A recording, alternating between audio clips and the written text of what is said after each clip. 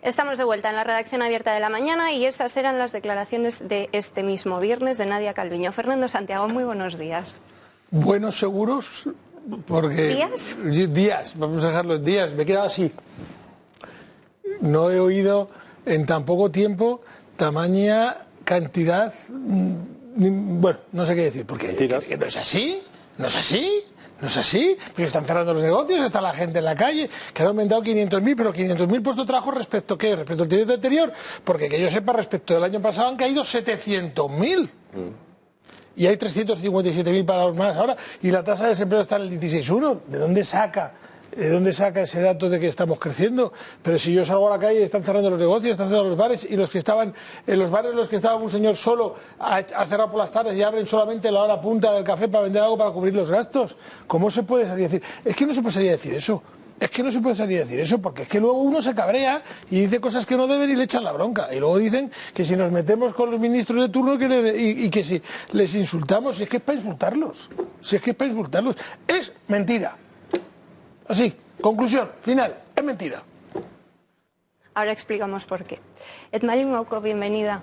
Gracias, bueno, gracias a ustedes por la oportunidad de estar acá en Redacción Abierta. Para nosotros es una oportunidad inmensa porque, bueno, lo que estamos viendo justamente de la mentira, ya nosotros vivimos eso y es lo que tratamos de alertar siempre para España y creo que hay una cierta parte de la ciudadanía que lo entiende, pero hay otra que no, y es el trabajo que nos toca, ¿no? Así que muchas gracias por este espacio que para nosotros es fundamental. Vamos a hablar también en esta hora que nos queda de Venezuela, de Estados Unidos, pero me imagino que lo que pasó ayer en el Congreso te recordó algo, ¿no? Claro, siempre. Es que lo que están aplicando acá es como un manual y es así. Es así, lo que pasa es que la vinculación no es solamente de ideología, ¿no? Si se quiere, sino que es un plan orquestado que no solamente se está llevando a cabo en España, sino en el resto de Latinoamérica y es lo que tenemos que tratar nosotros de paralizar. Y yo creo que nosotros tenemos una labor sumamente fuerte con eso, pero tenemos que hacerlo. Javier Villamor, buenos días. Muy buenos días, un placer volver aquí después de este parón forzoso. Estás rejuvenecido, ¿eh? Eso dicen, pero bueno, será porque he perdido 2 kilitos de más, pero parezco no por otra tu cosa. madre. Bueno, vamos a ver también el mensaje que lanzaba Moncloa en redes sociales esta misma mañana, en el que precisamente mostraban un gráfico con esta subida espectacular del Producto Interior Bruto en los últimos 3 meses, que comentaba también Nadia Calviño. Aquí lo están viendo, un aumento del 16,7%. Fernando, yo por más que lo he mirado y lo he remirado, es que no sé de dónde se sacan el rebote espectacular. Bueno, ahora damos datos tuyos. Empezando de que los las bases gestores. del PIB suelen utilizar las que les apetece, como les apetece, en la forma que les apetece. En el momento que hayan eliminado 4 datos que hayan bajado, eso se dispara. Pero yo no creo, la capacidad adquisitiva de los ciudadanos está cayendo. El consumo está cayendo de una forma absolutamente desproporcionada. La recaudación de impuestos ha caído. El número de desempleados, diga lo que diga la señora ministra, ha subido, y de qué forma. Y es más, hay 700.000 desempleados más que el año pasado. No se han realizado la cantidad de ERTEs que estaban previstos, de los nuevos ERTEs, de los que se habían previsto, y se prevé, y preveemos, entre 150 y 300.000 despidos a final de año. Y todo esto es una maravilla y todo está muy bien, pero usted vaya a los bares del centro a ver quién está abierto. Usted vaya a las tiendas de Serrano a ver cuántas se encuentra que están empezando en liquidación o cerrar. Váyase por la calle San Bernardo de Madrid y se encontrará el 50% de los negocios cerrados a cal y canto. Y hable con cualquier empresa, con cualquier empresario que se encuentre en la calle, que le dirá que está despidiendo, o coja un taxi o un Uber, un Cabify, y le van a decir que en los Uber, los Cabify, los VTCs, un 40% o un 50% de ellos están en las campas, parados y sin funcionar. Cuando hace poco menos de un año había manifestaciones de los taxistas porque lo que había era cantidad de vehículos de transporte de viajeros que los que no se iba a dar abasto. Y ahora esa cantidad de vehículos se ha convertido en más del 50% en campas sin utilizar. También es verdad que tampoco hay trabajo para los pobres taxistas, porque ahora que parecía que iba a haberlo, se ha hundido por completo, porque ya no hay forma ni de trabajar, ni de coger un taxi, ni al mediodía, ni a la mañana, ni a la noche, porque lo único que hacen es poner dificultades. Por lo tanto, Yo no me lo creo, que me explique el desglose. Mire, a nosotros en la universidad tenían la costumbre, cuando nos daban un dato, de hacernos un desglose. Nosotros cuando hemos dado datos de nuestro barómetro, hemos explicado por qué. En la rueda de prensa fuimos dando porcentaje por porcentaje, explicando por qué daba ese resultado. Yo todavía no he oído de dónde sale ese incremento del 16,7 y tengo muchas ganas de oír. Lo que quiero es estar muy atento. Respecto a lo que estabas diciendo ahora por ejemplo, el tema de Uber, estos días he venido a la redacción en Uber y siempre pregunto a los conductores cómo estaba el tema y me decían que de una facturación media de unos 2.000 euros a la semana, ahora estaban en 200, 300. Eso es absoluto demencial. E incluso ahora los taxistas están dentro de aplicaciones como Uber porque es que si no, no tienen pasajeros. Y solo con la movilidad privada. ¿Y la vivienda en determinadas zonas está cayendo a un 8% mensual? A Nadia Calviño se le puede responder, o yo le pensaría responder, con el titular del País hoy mismo. La economía española logra un rebote récord, eso es Nadia Calviño, pero sigue lejos del nivel previo a la crisis. Es decir, creció un 16,7 el tercer trimestre, pero solo ha recuperado un 59% de lo perdido en los 6 meses. Si se lee Nadia el artículo verá que la pone, no la cita, la cita va bien, pero es optimista y tal, no sé qué, pero explica lo que nos está pasando. Y dice que ahora está empezando el cuarto trimestre, que va a ser el peor, porque resulta que vuelven todo tipo de confinamientos. Con lo cual, por cierto, tenemos un PIB negativo del 8,7%, que es el doble que la media europea. Si eso es para estar contentos. Y lo dice el país, que es de Prisa, que también está en números rojos. Por eso he dicho el País, por eso, que lo van a utilizar el dinero público para... Por eso he dicho el País. Se me ha faltado ir a Remonde, pero es que no lo tenía más cerca este. Hay un decreto de 150 millones en subvenciones para los medios, está prevalado. Pero el País debe tener más seguro, No hay ningún problema. En 2010, en plena crisis, incluso llamando brotes verdes y cosas era imposible encontrar un espacio, un local comercial en la calle Goya. Imposible. Y además lo conozco de primera mano. ¿Cuál quieres ahora? El que quieras. ¿Cuál quieres? Sí, todos los que sean. Y eso nos están diciendo que tenemos un rebrote y una reactivación de la economía. Tenemos absolutamente nada de todo eso. Y es verdad que de aquí a diciembre se espera entre 150.000 y 300.000 parados más, pero espérate a las miles de empresas que se van a ver obligadas a cerrar porque tú cierras año fiscal. No puedes estar aguantando una situación pandémica de desastre económico y tenerla abierta para el siguiente ejercicio. Así que nos agarremos, porque yo no veo ningún plan. Ese es el problema. El otro día salió una encuesta, el 78% de los españoles creen que no hay ningún plan contra la pandemia. 78%. Tienen razón. ¿Pero qué 22% se cree que hay un plan? Eso es lo malo, sí. Pero es que además creo los dos grandes problemas que tenemos... A mí me sorprende porque yo tengo aquí titulares de periódicos, que digo que no se lo inventarán, que dice... El gobierno prevé 500.000 de despidos por la pandemia. El gobierno, Vamos a dejar claro, no los gestores administrativos que hemos dicho 300.000. El gobierno prevé 500.000 de despidos. ¿Cómo podemos estar tan bien con ese 500.000? No me invento. Aquí está el artículo, tú lo ves. Que para nadie es un secreto también que la pandemia ha sido utilizada para un control social, ¿no? Y lo vemos claramente en todas las acciones que vienen cometiendo. Este gobierno lo ha hecho desde el día 1. Y desde el día 1 se le ha mentido a la población con la pandemia y vemos desde luego que desde donde viene orquestado este virus de alguna u otra forma, también vemos cómo ha sido la actuación de China de alguna u otra forma. Entonces no es casualidad. Es la verdad, el gobierno también ha querido le ha servido el plato, digamos, esta pandemia para poder hacer y deshacer con la población. Y esa es la realidad. Y lo vemos en la economía, que hoy por hoy vemos unos índices alarmantes, pero también hay que alertar a la población de lo que viene después de esto. Hay muchas personas que dicen, bueno, sí, estaremos un poco mejor para el 2021. Yo no lo veo así.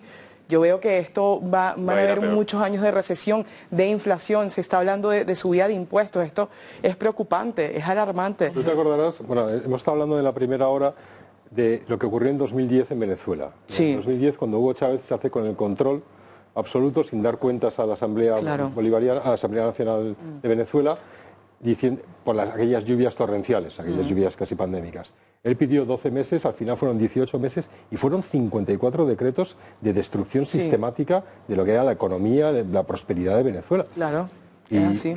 ¿Y por qué? Vosotros lo contáis, pero es que los españoles parece ser que no nos creen. Sí, no, es una realidad. Es que esto es una planificación que siempre se tiene. tú lo has comentado, el régimen de Chávez en su momento hizo no sé cuántas leyes habilitantes y esto claramente era para un plan justamente para destrozar las instituciones y fue lo que lograron. Hoy por hoy en Venezuela no existe Estado de Derecho, no existe lo que es la justicia y esto es lo que quiere hacer Sánchez y lo que quiere hacer Iglesias para España. Está claro que el retroceso que nosotros tuvimos en Venezuela a nivel democrático y a nivel de libertad, desde luego, también lo quieren aplicar acá. Es que no es casualidad. Siempre aplican los mismos, los socialistas siempre van aplicando las mismas medidas, son controles de precio, control de cambio, que al final del día es tener a la ciudadanía controlada y entonces el Estado es el que controla a la ciudadanía de alguna u otra forma, pero los oprime, porque al final nos quedamos sin libertad. Y esa es la realidad. Entonces, en Venezuela sí comenzaron por el poder legislativo, luego el poder ejecutivo que desde luego también está tomado. Y hoy por hoy vemos que todos los poderes están tomados por la dictadura, que yo no lo llamo ya dictadura, es una narcotiranía. Entonces, cuando vemos estas vinculaciones claramente con estos personajes aquí en España y vemos además que hay una oposición, como nosotros decimos en Venezuela también, que hay una oposición, falsa oposición, y una oposición que realmente le está haciendo el frente a lo que es Sánchez e Iglesias, es más alarmante aún, porque prácticamente es lo mismo que nos pasa a nosotros. Hombre, lo que pasa es que yo quiero lanzar una lanza a favor nuestro. Aquí tenemos una gran diferencia. Allí tenían el ejército, allí tenían un padrino que manejaba el ejército, tenían a un Manuel Vázquez que también manejaba su parte del ejército, que luego entró al ministerio y que fue con todas sus corruptelas llevándose el dinero y que con los militares metidos en los determinados puestos claves manejaban y controlaban el país. Aquí afortunadamente el ejército es un ala independiente que no está controlado por el gobierno, nada más que para lo que constitucionalmente está previsto, que dudo muy mucho que aquí los generales o los coroneles de turno entren en el juego que entraron en Venezuela y que por lo tanto se vendan y que cojan el control de empresas, controles de negocios y control de las corrupciones. Y por lo tanto es muy difícil, entiendo yo, que lleguemos a una situación parecida. Están iniciando los mismos caminos. Lo que pasa es que yo creo que se van a encontrar con unas paredes diferentes, porque aquí tenemos un ejército que tiene vocación de constitucionalidad y vocación de democracia. La base del ejército, igual que las fuerzas de seguridad del Estado, sí, pero recordemos que los puestos que dominan a esas fuerzas son puestos políticos. Sí, es que eso es lo importante. Pero en teoría el ejército español, si de alguien depende, es del rey. Espera, luego volvemos a eso, pero datos que a mí me dan más confianza que los que lee Calviño, no por nada, porque habéis acertado más. Del barómetro de los gestores administrativos. De los trabajadores que están en ERTE, cerca de 150.000 van a ser despedidos entre el 1 de noviembre y el 31 de diciembre. Pues sí. Antes de la renovación de los ERTEs, supuesta renovación. Pues sí. A ver, esto es muy sencillo. Lo explicaba hasta la saciedad. El plazo de cadencia de 6 meses de los primeros ERTEs vence ahora. Es decir, cuando las empresas empezaron a readmitir, unas readmitieron en marzo, pero bueno, la gran mayoría empezó a finales de abril y a lo largo del mes de mayo a readmitir a sus trabajadores. A partir de que se readmitía el primero, empezaba a correr el plazo de 6 meses. Una empresa que ahora mismo no se haya acogido a los nuevos ERTEs está liberada para despedir. ¿Qué es lo que está haciendo? ¿Qué es lo que va a hacer? Despedir. Entonces, ¿cuándo van a empezar los despidos? Ya, porque a medida que a las empresas les vence el plazo de los 6 meses para no tener que devolver las bonificaciones que han tenido en seguros sociales, comenzarán los despidos y van a ir uno detrás de otro, así calculamos nosotros hasta 150.000. Los otros 150.000 son variables. Los otros 150.000 los establecemos en función de los autónomos. Hay una estadística que está comprobada y es que de cada 2 autónomos que desaparecen se pierde un puesto de trabajo, o se entiende que cada 2 autónomos hay un trabajador que trabaje para ellos, ¿no? Porque hay autónomos que tienen trabajadores y hay otros que están ellos solos. En el barómetro, perdóname, ¿estaba contemplada ya la subida de cuotas que les han hecho ayer o antes de ayer a los autónomos, o ahora se va a incrementar la destrucción No, el barómetro de no estaba esa subida de cuotas que han hecho de entre 3 y 12 euros o entre 6 y 12 euros no estaba contemplada. Es algo que tenían previsto para el año 2020 que se quedó paralizado con la pandemia, que todos pensábamos que ya que están las cosas como están, no se les iba a ocurrir subir, pues lo han subido. como todo lo que están haciendo, que es subir, aquí no baja absolutamente piensa mal nada. y te quedarás corto. Y seguirá habiendo muchos más despidos, porque insisto, esos despidos van vinculados a los cierres de los autónomos. ATA estaba hablando de 300.000 autónomos a desaparecer, ahora habla de casi el doble en peligro, con lo cual esos trabajadores también van a ir a la calle. Y hay un punto fundamental a partir de enero de 2021, que son las empresas que entren en concurso, puesto que ahora mismo son empresas fantasmas que no están presentando concurso a pesar de estar obligadas, porque la ley les prorrogó el plazo hasta el año 2021. Cuando todas las empresas en concurso empiecen a presentar papeles, es el momento de aprovechar a esos trabajadores que tendrán en ERTE, de despedirlos definitivamente y que lo hagan los administradores concursales con el beneplácito del magistrado de turno, con lo cual es mucho más fácil justificar todo el tema de los ceses, de los impuestos, etcétera. Y todavía nos quedará la parte de los ICOs. Pero hay que sumar muchas cosas, porque mira, este decreto de estado de alarma, que se llevan, al final se lo llevan hasta mayo, ¿no? Con comparecencia del presidente en 2 meses, ¿no? Me parece que... ¿Cómo ha quedado? En 2 y en 4. En 2 y 4, vale. Se le dan a 6 meses. Quiere decir que va a haber muchísimas empresas que van a estar cerradas, el ocio, la hostelería, va a estar cerrado hasta mayo, seguro ya, por lo que están diciendo. Con lo cual, ya nos han anunciado previamente que se carga la campaña de Semana Santa. Señores empresarios del turismo y de la hostelería, no van a hacer negocio. ¿Y la de Navidad? Y la de Navidad. Señores pequeños empresarios autónomos, a ver cómo narices se apañan ustedes ahora para recuperar ese permiso retribuido que hubo a principios de la pandemia, que teníamos que recuperar todos los que nos fuimos obligados a mandar a los trabajadores a casa, los teníamos que recuperar antes del 31 de diciembre, que lo dice la norma, pero no la han prorrogado.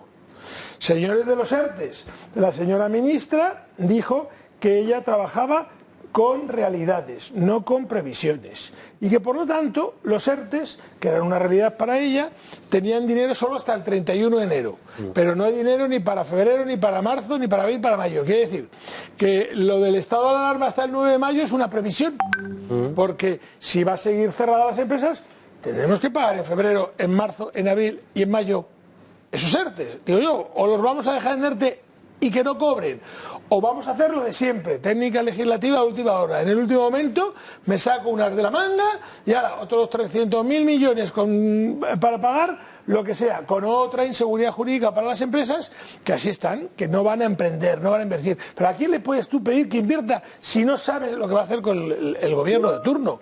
Sí, pero no bajamos los impuestos como hemos pedido, vamos con la guerra de esta casa. Las mascarillas van a seguir al 21% en lugar al 0%, a partir de ahora bebemos agua, porque aunque parezca mentira, los zumos azucarados suben del 10 al 21%, que es mucho dinero, y el suma y sigue. Y seguimos creando distinciones y no reducimos los impuestos.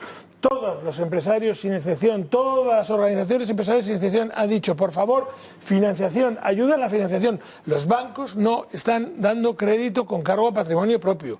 Los bancos solo están dando ICOs. ¿Qué pasa con esos ICOs cuando no se puedan devolver? Que el 80% lo tiene que pagar el Estado. Es que de cada 100 euros de ICO que se ha prestado y que no se devuelva, 80 lo va a tener que devolver el prestado, lo va a tener que devolver el Estado a los bancos, que es que no lo tiene, y el otro 20 impagado. Insisto, dijeron que iban a prorrogar todos los ICOs, pero es que a partir de marzo hay que devolver el capital de un ICO. Una empresa a la que le hayan dado 50.000 euros de ICO, ahora está pagando un interés de 150 a 110 a 120 euros mensuales. Bueno, lo puede pagar. Pero a partir del mes de marzo o abril, tiene que devolver esos 50.000 divididos en los 48 meses restantes que le van a quedar, que son 1.000 y pico euros. Si no está produciendo, está cerrada, está todo, ¿cómo va a devolver esos 1.000 y pico euros del ICO? No los va a devolver. Porque cuando uno llega, es que hay que conocer la mentalidad del empresario arruinado. Cuando uno está arruinado, cuando uno no tiene dinero, cuando uno no puede pagar la nómina, no puede pagar el alquiler, cuando uno ya está desesperado, manda todo al carajo y no paga nada. Y lo primero que no paga un empresario cuando las cosas van mal son los impuestos. Con lo cual les va a importar una mierda las devoluciones de las cantidades de bonificaciones que haya, porque lo que le va a importar al empresario arruinado es su casa, que se la quitan porque estaba avalando el negocio, o porque le va a preocupar sus empleados de 30 o de 40 años que los tiene que poner en la calle y no tiene dinero para pagarles, porque le va a preocupar su hipoteca, y lo que menos le va a preocupar es el impuesto o es lo otro. Entonces, o jugamos ya con la liquidez de las empresas, tomamos medidas con este estado de alarma que le hemos dicho en el primer día, que el Consejo de Ministros sacara medidas que ayuden a la liquidez de las empresas, medidas de reducción de impuestos, reduzcan el costo de los seguros sociales. No podemos seguir pagando el 33% de seguros sociales. De cada 100 euros que un español que trabaja gana, 33 euros aparte van al erario público, para pensiones, para médicos, para jubilaciones o para mezclarlo como les da la gana, cuando les da la gana y en la forma que les da la gana. Porque dicen, es que no se pueden mezclar los impuestos que se cobran. ¡Mentira! Tampoco se podía cambiar la regla de gasto fiscal y la han cambiado. Ojalá fuera ese dinero a pagar lo que tú estabas diciendo. Ya sabemos para lo que va.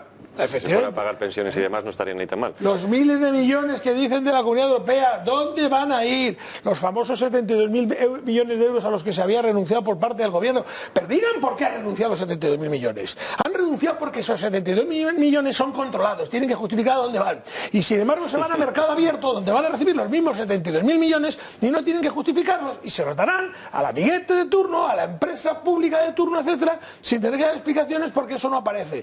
Esa es mi realidad, al menos, de lo que yo pienso, de lo que ha ocurrido, por ejemplo, con los 72.000 millones que han renunciado. Que no es otra cosa que no justificar nada, porque aquí hemos cogido la costumbre de no justificar nada. Eso sí, subir los impuestos y levantar inspecciones. Eso te quería decir, lo que hemos ido conociendo esta semana de los presupuestos para 2021, ¿qué te ha parecido? Bueno, unas subidas absolutamente atroces. Además en ministerios que van a regalar el dinero a yo que sé qué asociaciones. Espérate, que ha estado Irene Montero en Radio Nacional. Vamos a escuchar, a recordar cómo ella explicaba que bueno, estos 451 millones de euros que va a repartir, como decías, en chiringuitos y asociaciones afines, son fundamentales porque son para las mujeres, que según ella son las que padecemos la crisis provocada por la pandemia. No es un incremento de presupuesto para el Ministerio, es un incremento de presupuesto para las mujeres de nuestro país, para aspectos muy concretos que ahora mismo yo creo que suponen una emergencia. El primero es, como bien decías, la lucha contra las violencias machistas. ¿En qué se va a traducir? Bueno, pues en el despliegue de toda una serie de políticas públicas. No basta con hacer leyes, y fíjate que es importante, ¿no? Desplegar toda una estrategia nacional de lucha contra las violencias machistas, centros de crisis, dotación presupuestaria para que haya una atención integral, alternativa habitacional, alternativas económicas. A mí me gustaría preguntar a Irene Montero si todo este nuevo dinero que va a llegar, 457 millones, se va a gastar en lo mismo que el Instituto Andaluz de la Mujer, que solo menos del 3% llegaba realmente a las mujeres maltratadas. Si suponemos, si extrapolamos ese porcentaje a este dinero, ya sabemos a dónde van a ir esos tantos millones. Por ahí a pagar chiringuitos, a pagar los alquileres, a pagar sueldos. Es decir, no va a llegar absolutamente nada a las mujeres que está diciendo. A ver a qué organizaciones llegan las subvenciones, estaremos atentos. A ver a dónde van todas las subvenciones que paguen estos ministerios, a ver si realmente van a chiringuitos o va de verdad a ayudar a las mujeres con violencia machista, que las hay, y muchos sitios más, y a la igualdad, que hay desigualdad. Pero hombre, no así. No así, y en la forma que lo dice y en la forma en que mienten, absolutamente descarado, porque, insisto, el dinero, lamentablemente, me temo que va a ir a chiringuitos financieros. Por supuesto. No, que alguien haga una auditoría de lo que se hizo en Bolivia en su momento durante 14 años de socialismo de Evo Morales y verás exactamente es el mismo patrón, Es lo de tengo dinero, me voy a los mercados porque me lo van a dar, no fiscaliza a nadie y lo reparto a todos mis amigos, subvenciones, chiringuitos y asociaciones que luego no sirven absolutamente para nada porque no han generado nada, porque todo esto no genera riqueza. Todo esto no le ayuda a una persona a levantar la persiana de su comercio todos los días. Le ayuda en absolutamente nada. Y si ese dinero que dicen que van a utilizar, ¿de dónde sale? ¿Quién lo controla? ¿Quién lo fiscaliza? ¿Quién lo reparte? No tenemos ni siquiera una comisión independiente, que ha sido reclamada muchísimas veces para el tema europeo. Donde decían, o sea, una comisión independiente que controle todo este asunto. Absolutamente nada. No van a controlar a ellos. Es evidente. Renuncian a todo ese dinero, como ha dicho perfectamente, para poder repartirlo como les dé la gana.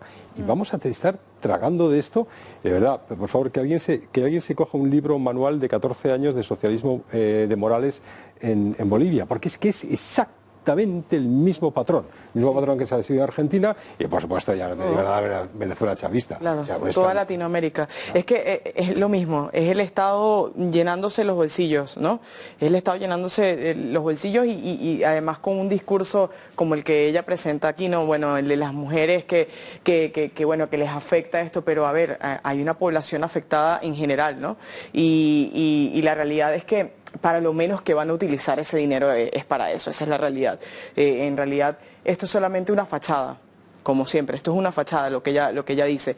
Y ese discurso también lo que tiende es también a ese rencor, ¿no? Ese odio, que es lo que estamos acostumbrados a escuchar desde hace mucho tiempo, es lo que decías tú, es que hay que agarrar y ver un manual, es que hay que estudiar realmente lo que ha sucedido para que se sepa realmente que lo que se está viendo y lo que se está evidenciando de las acciones que está tomando el gobierno hoy por hoy no es algo nuevo, es que no es algo nuevo.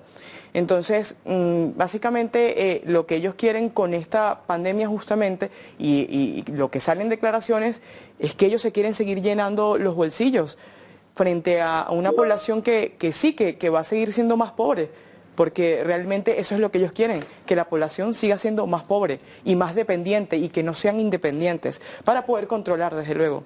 Pero lo peor de esto, que lo decía José Antonio, tú ponías el ejemplo de Bolivia, lo peor es que ha vuelto a ganar Evo Morales, de hecho. Eso es lo peor. Es lo peor. Porque si una vez ves que te llevan al huerto, pues te dan la opción de volver a votar y dices, no quiero más huerto, pero no, aquí te llevan al huerto y una vez te dejan votar, dices, ay, me gusta el huerto. Pues entonces ya no hay ninguna opción. Por cierto, esta mañana hay un ministro que os sonará mucho, que es un tal Escrivá, ha hablado por televisión española y ha dicho dos cosas muy interesantes y son verdad. Que dice, ¿cómo se os puede ocurrir que no sigamos con los ERTES hasta que acabe el estado de alarma, porque sería absurdo haber gastado toda la cantidad de dinero en aguantar eso y no aguantarlo hasta el final? Y la otra cosa que he dicho, yo creo que esta primera es verdad. Pero que le conteste la ministra que dijo que solo hay dinero hasta el 31 de enero. No se nos ocurre a nosotros, se les ocurre a ellos. Esa es la segunda. Y entonces ha dicho que dinero sobra. Que para financiar eso, dinero sobra, que eso es lo que me ha asombrado a mí, porque más bien parecía que no sobraba. Pues se nos ha dicho que por financiación no va a quedar, no hay problema. El pobre ministro Escrivá últimamente choca mucho con los miembros de su gobierno, porque el otro día aquí también se quedó con una cara de gilipollas con las declaraciones que le acababa de hacer el vicepresidente del gobierno y que dijo que no conocía. Ahora dice esto que choca con la ministra. Pues como que no van muy de acuerdo ambos, ¿no? No parece que el gobierno esté unido, que esa es otra que nos puede salvar, ¿eh? O sea, no parece que esté nada unido y parece que hay bastante mal ambiente dentro y que puede acabar fatal. También es verdad que el tener el BOE hace que la gente aguante muchas cosas personales. Pero pensábamos y decíamos lo mismo, el gobierno no está unido y precisamente el principal baluarte de lo que sería la defensa de la democracia liberal podría ser Calviño. Y tú la sale en televisión mintiendo, como una bellaca. Sí. Entonces al final dices, el gobierno no estará unido, pero mienten todos al unísono. Hacen algo peor que mentir, dicen verdades a medias. Bueno, eso es una mentira. Y eso sí que es una mentira gorda. Porque bueno, la mentira es mentira, pero la verdad a media es peor. Es como ahora cuando dicen, en Alemania también han cerrado los bares y los restaurantes. Sí, pero ¿cómo? Claro. Pero ¿cómo? 10.000 millones a Tocateja. Claro, ¿Qué ha dicho Merkel? Todo lo que perdiste, lo que ganaste año pasado. Claro, pero se quedan con la parte que les interesa. Trocean y cogen la parte que les interesa. Dicen, ellos también han cerrado. Ya, pero han pagado. Claro. O sea, han subvencionado. Aquí no, aquí llegamos en Cataluña, cerramos la hostelería por completo y además decimos ya a los alquileres que se les pague el 50%.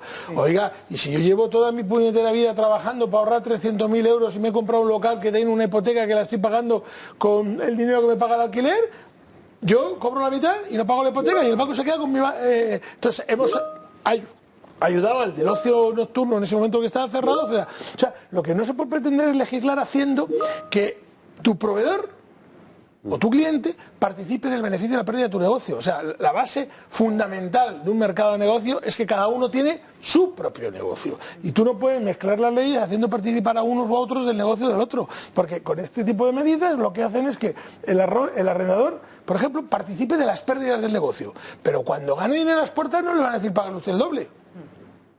Esperemos, porque ya sería el desastre total. Bueno, también. Y de los cálculos que hacen... Ay, perdón. No, simplemente que hablamos de Bolivia, hablamos de Venezuela. Muchas veces los chavales jóvenes me preguntan, ¿no? ¿Por qué viene esto? Digo, vámonos al Foro de Sao Paulo. Si es que lo que se pactó allí es la desestabilización económica y política de la región para poder hacerse con el poder. Y ahora tenemos al Grupo de Puebla, que es el Foro de Sao Paulo 2. Por cierto, la ministra Irene Montero, miembro de ese Grupo de Puebla, porque ya que fuera Pablo Iglesias era demasiado canteo con todo lo que está pasando de la justicia. ¿Y qué dice el Grupo de Puebla? Tomar el poder a través de la justicia. Es decir, ya la desestabilización cultural, política y económica está hecha, ya nos han pillado el proyecto, vámonos ahora a hacernos a la justicia. Por eso este gobierno está haciendo lo que está haciendo con la Fiscalía y lo que quiere hacer con el Consejo General de Poder Judicial. ¿Quién es el representante del Grupo de Puebla? José Luis Rodríguez Zapatero. Exacto. Claro. Está clarísimo. Es que cuando la gente tenemos que fijarnos en nuestros hermanos iberoamericanos para saber lo que viene, porque Podemos fue consejero, entre otras cosas, de Chávez y demás. Si no me equivoco, el periodista, bueno, el seudónimo de Antonio Salas en el libro El Palestino decía que Podemos se presentaba en unas elecciones de 2005-2006 con el movimiento Quinta República. Que ya viene de largo el recorrido. Que no están aplicando políticas nuevas, ya saben cuál es el resultado de esas políticas en esa región y las están llevando a cabo aquí. Así es. Simplemente hace falta ir. Si nos vamos a la página del Grupo de Puebla, es que te dice cómo hacerse con el poder a través de la justicia. Es que no es algo que nos estemos inventando aquí. No, es que no es inventado y es lo que tú decías, mencionabas a Zapatero, que es un personaje que nos ha hecho gran daño a Venezuela. Pero no solamente Zapatero, es Monedero, que la gente no habla de Monedero, que Monedero también en su momento asistió de alguna u otra forma en temas puntuales a Chávez. Y lo que tú hablabas del Grupo de Puebla, que es ahora la nueva cara, es la cara fresca de estos mismos sospechosos de siempre, como nosotros le decimos, esto está escrito de alguna u otra forma. Es que no solamente el manual que hablábamos hace un rato, es el plan de la patria que planteó Chávez en su momento. Eso está allí escrito. Todas estas alianzas, de alguna u otra forma, no solamente con Latinoamérica, en un principio era Latinoamérica, incluso con el Mercosur, que hay muchas personas que no hablan del Mercosur como organización, ¿no?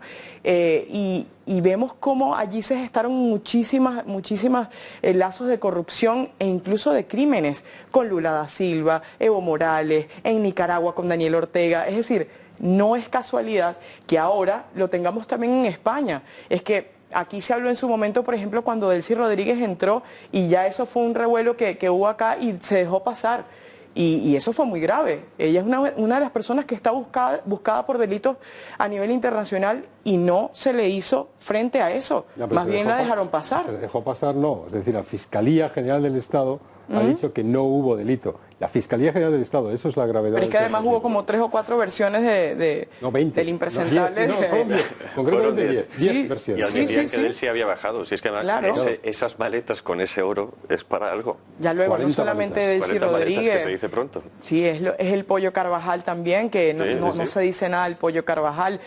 E incluso yo celebro, y me atrevo a decirlo acá también abiertamente, la moción bueno, no la moción, el PNL, el proyecto no de ley que sacó también Vox hace casi un mes, donde se habla cada uno de los delitos que se han presentado por cada uno de los personajes del narcorrégimen, y eso al parecer le es incómodo justamente al PSOE y a Podemos. Pero ¿y por qué? Bueno, es que no es casualidad. Grupo de Puebla, José Luis Rodríguez Zapatero. Quería preguntar también, la Fiscalía de Bolivia estaba pendiente todavía de declarar a Zapatero, ¿no? a Pablo Iglesias. Hace 6 meses que lo digo que es que la dejaron todos esos intentos de salir de la justicia comprando. Claro. Luego hablabas de la corrupción, el caso de Brecht también. Odebrecht, claro. Llevó mucho recorrido. Pero a cambio Maduro, como buen dictador, ha conseguido la vacuna del COVID. Otro más que la por tiene. sus santas narices.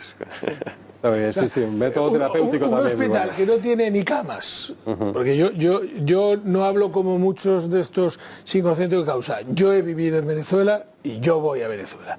Un hospital que no tiene camas, que no tiene médicos, que para que te atiendan en el hospital tienes que llevar tus propias vendas y tus propios insumos. Desde aquí se envían medicinas. Yo colaboré con una campaña para enviar medicinas. Además, de hecho, de manera ilegal, porque tenían que enviar barcos privados que después se repartían en las redes para que no las captara el gobierno. Nuestra compañera. Un ciudadano que no tenga medios y que tenga que tener una operación no tiene que ir con sus vendas, con sus insumos, con su sangre si la tienen que poner y con absolutamente todo en un sitio que está sucio, asqueroso y que cuando lo operan tienen que limpiarlo todo, su propia familia, y atenderle a su familia. ¿Qué hay que decirlo? Porque eso lo hemos visto. Sí, señor. ¿Estos tíos son capaces de conseguir una vacuna para el COVID? Pues vamos a tener que despedir a todos los de aquí. Es que se los puedo contar yo también a título personal. Hace 2 semanas yo tuve a mi padre en que el lo cuente hospital. yo, porque yo estoy aquí, tú estás Venezuela. allí y te pueden decir que estás viciada, pero yo no estoy viciado. No. O sea, es decir, conozco muy bien Venezuela porque he pasado muchos años en Venezuela. Entonces, y que la gente...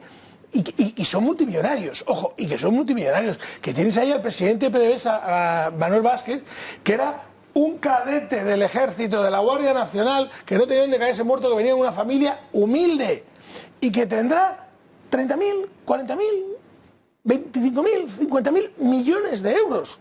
¿Cómo se hacen 50.000 millones de euros desde el funcionariado del ejército? Al 20%. Llevan de todo el 20%. ¿O sabes cómo se hace en muchas ocasiones? ¿Cómo se puede hacer? Yo te digo muy sencillo. Yo te otorgo a ti, por ejemplo, es una hipótesis, ¿eh? Yo te otorgo a ti una obra. ¿Sabes? Sí. ¿Eh? Y te digo que me tienes que dar el 50% de la obra. Y antes de que inicies la obra me das el 50% por adelantado. Tú, de tu bolsillo. A partir de ahí engordes. Cuando estás más en este camino, engordas más y te pido más. Y en el último momento dejo de pagarte, porque me quedo con tu dinero. Y cuando voy a reclamarte, te digo, mira, ¿ves estos amigos míos que están detrás mío? Te van a matar. O te vas de acá y no reclamas y desapareces de este país o estás muerto. Así es que ya no funciona. es la comisión, es que es todo, es quedárselo todo. ¿Y qué hace los que entraban? La mayoría, desaparecer del país. Si la mayoría de los que han contribuido a esas corruptelas se han tenido que ir porque les han dicho, os vamos a matar. Sí, es que así El funciona. 3% parece casi ahora cosa de niños con eso, ¿no? No es nada, vamos. Así funciona, como lo ha dicho. Y además lo preocupante es que funciona en todos los organismos.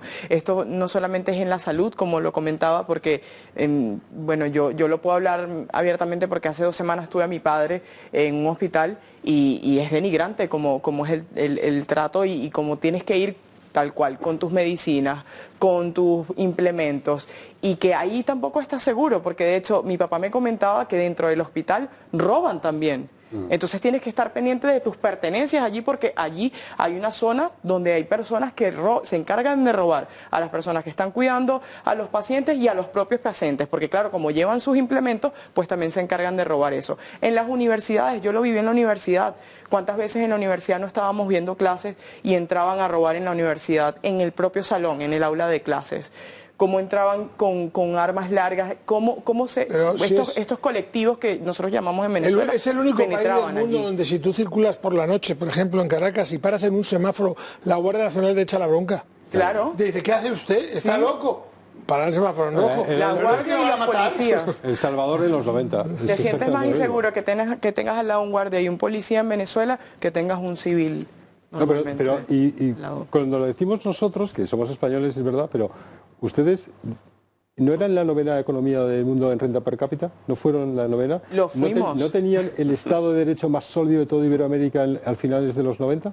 Lo fuimos, pero mira cómo se puede destruir. Los Dame 2, se le llamaba así, los Dame Give me 2. two, sí. Cuando estaba a Donde era Nueva York. cuando estaba a 4.30. Está barato, give me two. Está barato, Dame 2. Está barato, give me two, sí. Vamos a hacer una pausa porque estamos pendientes de que comparezca en Moncloa Salvadorilla, el ministro de Sanidad, para explicar los cierres perimetrales.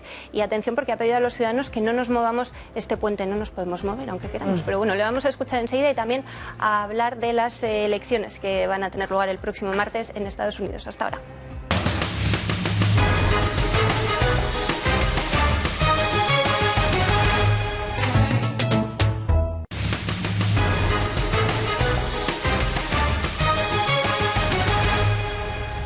Estamos de vuelta en la redacción abierta de la mañana, arrancamos la recta final y, por cierto, ya saben que Julio Ariza me deja deberes cuando se va y tengo que contarles lo que pasó ayer en Valencia, donde se manifestaron los trabajadores taurinos al estar de visita en la ciudad el ministro de Cultura, José Manuel Rodríguez Uribes. Lo que van a ver es parte de la manifestación y, sobre todo, las cargas policiales que tuvieron lugar. Hemos podido hablar con algunos de estos trabajadores que nos contaban cómo, al intentar acceder al Palau de las Arts, donde estaba el ministro de Cultura, fueron interceptados por la policía y que en algunos momentos incluso estuvieron rodeados por hasta 8 furgones policiales cuando intentaban protestar por su situación.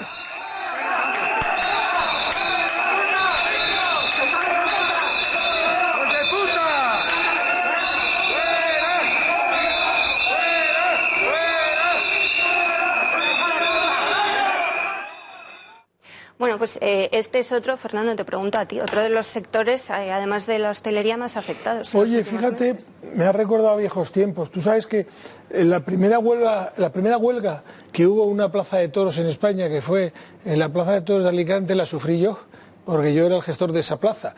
Y ahora de repente veo esto y digo, no había vuelto a ver a los trabajadores taurinos tan exaltados como entonces. Y tuvimos que ceder en todo, que estos señores son muy cabezones, estos llegan hasta donde haya que llegar, pero si las cosas están llegando hasta este punto, la población está muy crispada. Yo estoy francamente preocupado porque la gente ya está exaltada, salta cualquier cosa y la gente está dispuesta a saltarse a la torera las normas. Cuando el mismo gobierno se salta la Constitución, cuando le apetece, lo que no puede hacer es obligar al resto de la ciudadanía a obedecerla. Bueno, hoy la ministra Calvo creo que se va para Córdoba a hacer una visita a una biblioteca a 200 metros de su casa. Sí.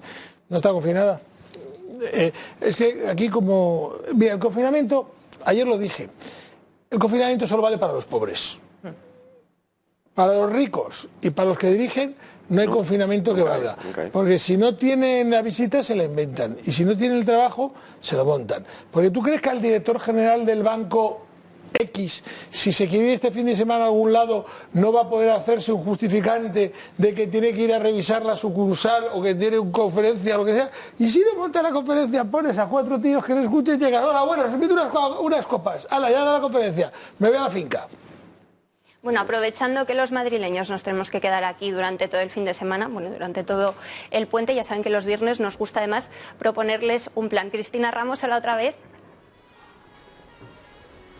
¿Qué tal, María? Muy buenas tardes. Se me lo has quitado. Efectivamente es la propuesta que quería hacer hoy a todos nuestros espectadores, porque son casi las 2, llega la hora de la comida, nos empieza a entrar el hambre y queremos organizar además este puente de Todos los Santos. Por ello nos hemos venido hasta aquí, hasta la posada de la villa. Ya hemos estado alguna vez más, les enseñamos cómo preparaban ese fantástico cordero lechal a la leña, pero otro de sus platos típicos, porque aquí en la posada de la villa es uno de los restaurantes con más tradición, en una cocina basada en la cocina castellana y madrileña de toda la vida. Como les decía, otro de los platos que queremos recomendarles hoy es el cocido de puchero. Es así como lo preparan, pero quiero que se lo cuente el experto en esto, porque en este caso no soy yo solo te doy pie a que efectivamente nos cuentes a todos nosotros y a los espectadores también en qué consiste este plato tan típico, tan madrileño, tan de toda la vida. Hoy os habrá encantado hablar del cocido. Es un cocido madrileño, aunque se haga en puchero de barro.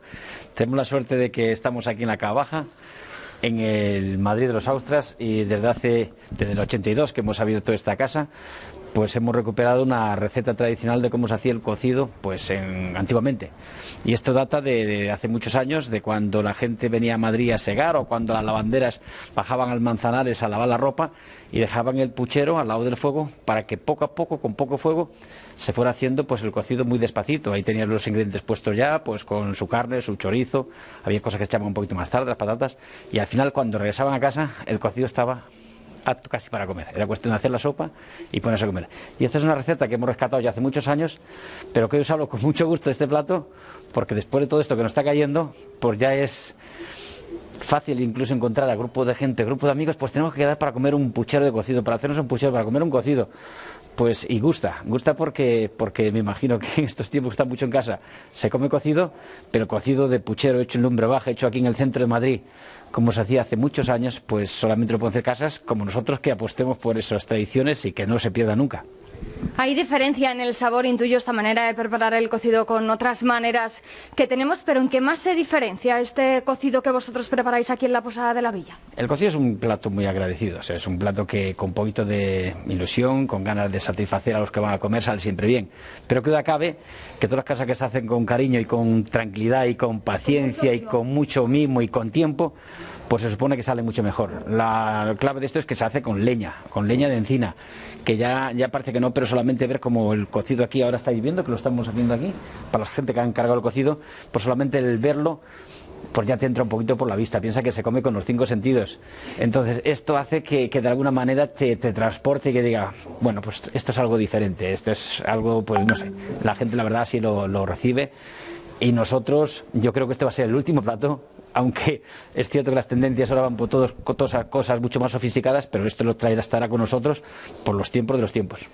Yo creo que sí, que no hay que renunciar a estos platos de toda la vida. Decía Antonio que entra por la vista, también tengo que confesar que también entra por el olfato, porque huele de maravilla. María, una vez más, volvemos a recordar a todos nuestros espectadores que si no tienen plan para este fin de semana, para el Puente de Todos los Santos, ya lo saben, vengan. Eso sí, una cosa que se nos olvidaba, y es que el cocido de aquí, como tardamos tanto tiempo en hacerlo, piensa que los pucheros se ponen a las 8 de la mañana y hasta las 2 de la tarde más o menos, que cuando está acto, salvo que un cliente lo pida venir antes, pero más o menos a las 2, 2:30, 1:30, pues tiene que hacer siempre por encargo, para que nosotros al día siguiente sepamos cuántos cocidos ponemos aquí, porque hay días que no podemos satisfacer para todos, porque la chimenea es lo que es y no se pueden poner más. Esto hay que hacerlo como Dios manda.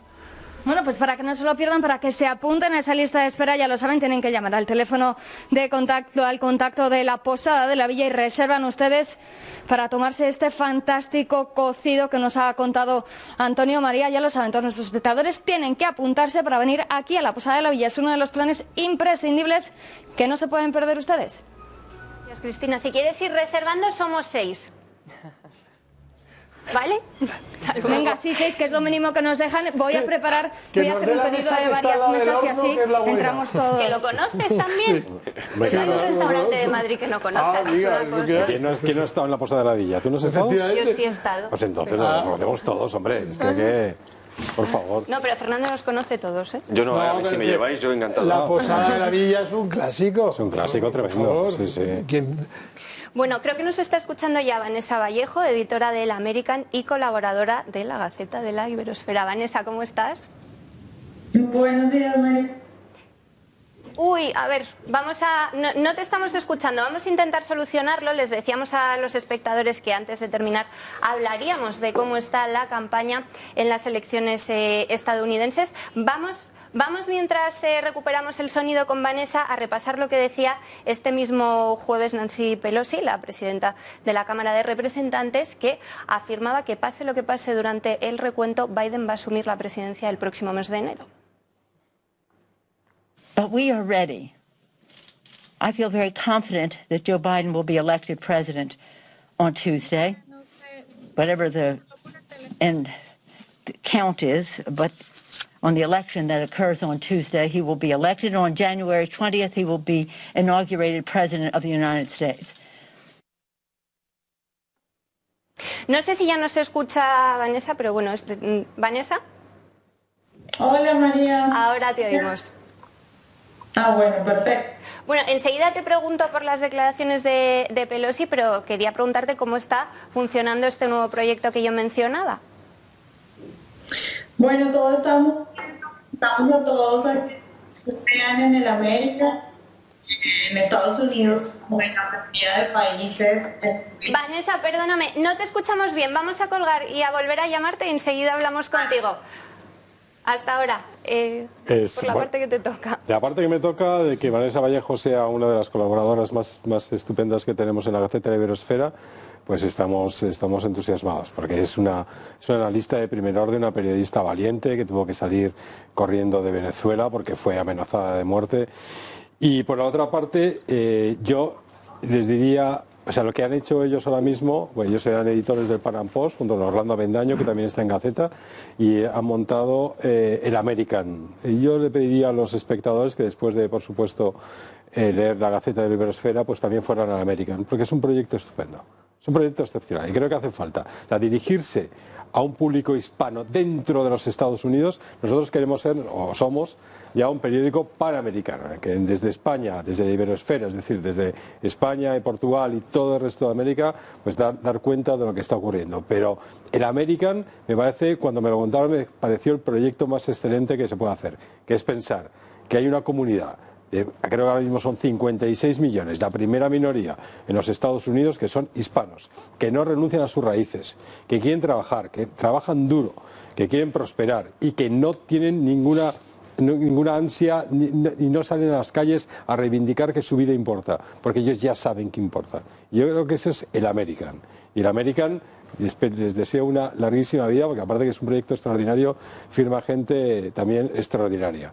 Y Vanessa Vallejo ya la conocemos de verdad todos, y Orlando Avendaño la conocemos todos. Y esas son las iniciativas que hacen falta. Lo que no hace falta es que nos pongamos en plan eso y vayamos a conquistar al público anglosajón americano. No. O sea, yo creo que hace tiempo vi una entrevista que le estaban haciendo a un actor mexicano en inglés, le estaban haciendo uno de estos de Late Night Show, y el actor mexicano creo que era Gael, o no me acuerdo cómo se llama. Gael García. Gael García, sí, le decía, creo que era Conan O'Brien, y dicen, aprendan español porque dentro de 30 años todos ustedes tendrán que hablar español. Porque nosotros vamos a ser más que ustedes. La pequeña venganza. Entonces dijo Conan O'Brien, se quedó así, estaba hablando en inglés y dijo en español, es verdad. Entonces vamos a dirigirnos de verdad al público hispano en Estados Unidos, a ese público que trabaja, que quiere prosperar. Y dejémonos de tonterías con anglosajones, vayamos a nuestro público, hagamos hispanidad de verdad, defendámonos. Ser hispano es defenderse, pues hagámoslo. Sobre Nancy Pelosi.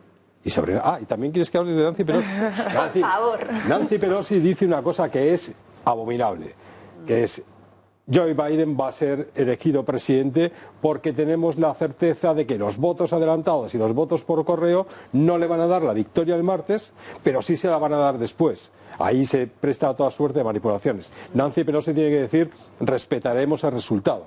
¿Cómo puede ser que el presidente de la Cámara diga esta chorrada? No esta chorrada, esta amenace de esta manera. No puede ser. Excusatio non petita, excusatio manifesta. Manifesta completamente. Eso es Nancy Pelosi, y en este punto está el Partido Demócrata, en el que no va a aceptar una nueva victoria de Trump si es que se produce. Y de Trump no hemos oído absolutamente nada decir, no voy a aceptar una... Y bueno, y ya hablaremos un día, si quieres, de lo que prepara Biden para toda la iberosfera, que es acabar con la política de Trump. A ver si ahora podemos escuchar a Vanessa Vallejo, lo vamos a hacer por teléfono. Vanessa, ya lo siento, lo intentaremos otra vez el lunes. No sé si nos escuchabas, estábamos hablando de esas declaraciones de ayer de la presidenta de la Cámara de Representantes.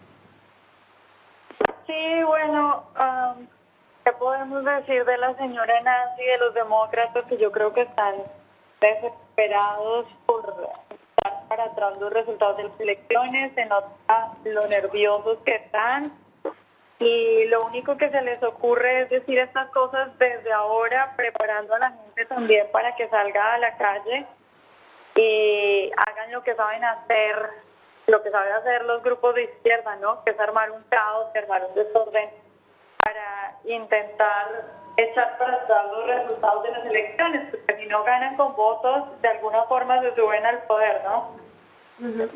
Vanessa, hemos estado también hablando durante el programa de la importancia que va a tener en esta elección el voto negro. Decía Fuster que las encuestas ahora mismo apuntan a un 30% para Trump. Sí, desde luego, hay que decir que eso a la gente le parece poco.